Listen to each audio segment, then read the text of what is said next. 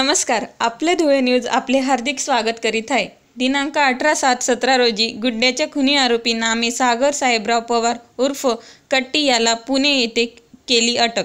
धुळे शहर पोलीस ठाणे गुन्हा नंबर 150/2017 भानवी कलम 302 120 ब 504 506 सहआर्म ॲक्ट 3/25 4/25 मधील गुन्ह्याच्या तपासादरम्यान आज दिनांक 22 जुलै 2017 रोजी सपोनी राठोड आझादनगर यांची विशेष पथकाने या गुन्ह्यात मुख्य सहभाग असलेला नामे सागर साहेबराव पवार उर्फ कट्टी याला आज रोजी कामशेत या ठिकाणावरून ताब्यात घेऊन अटक करण्यात आली आहे।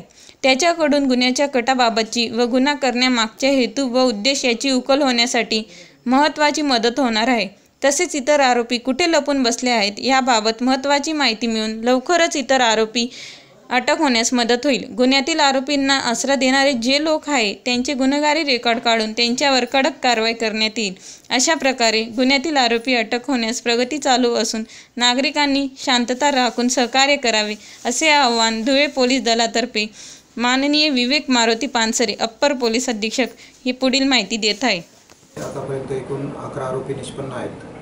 पैकी एक महत्त्वाचा आरोपी सागर साहेबराव पवार उर्फ कट्टी त्याला आज आपण कामशेत जिल्हा पुणे या ठिकाणून ताब्यात घेतलेला आहे। हा आरोपी आपल्या ताब्यात मिळाल्यामुळे या खुनाच्या घटनेमागील कट त्याचा हेतू उद्देश याची उकल होण्यामध्ये आपल्याला अतिशय चांगली अशी मदत होणार आहे। आणि हा आता आरोपी मिळाल्यामुळं इतरसुद्धा आरोपींचा ठाव ठिकाणा आपल्याला लवकरच मिळून इतर आरोपी अटक करण्यासाठी सुद्धा आपल्याला वेगाने प्रगती करता येईल।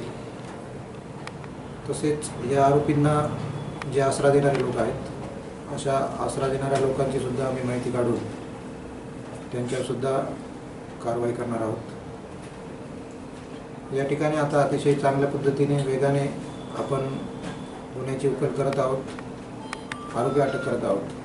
आपल्या सर्वांच्या माध्यमातून मला जनतेला एक आवाहन करावंसं वाटतं की आता आपण कोणत्याही अफवांवर विश्वास ठेवू नये आणि शहरातली जी शांतता कायदा व सुव्यवस्था आहे ती कायम ठेवावी, जेणेकरून आम्हाला आणखी वेगाने तपासात प्रगती करता येईल।